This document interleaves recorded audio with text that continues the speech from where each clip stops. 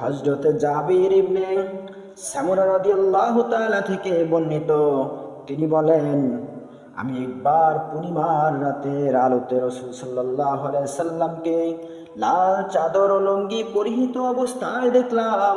তখন আমি একবার চাঁদের দিকে তাকাই ও একবার চাদরের দিকে তাকাই থাকলাম।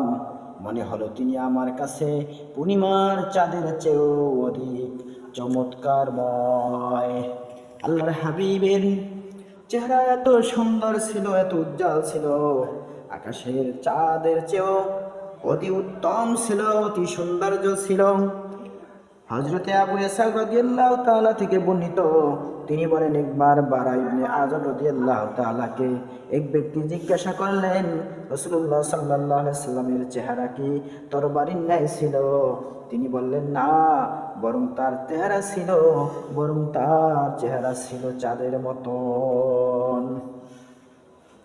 রাসূলুল্লাহ সাল্লাল্লাহু আলাইহি সাল্লাম এত সুন্দরময় ছিল, যা পৃথিবীর মধ্যে আল্লাহ রাব্বুল আলামিন এমন কোনো মানুষদেরকে তৈরি করে নাই।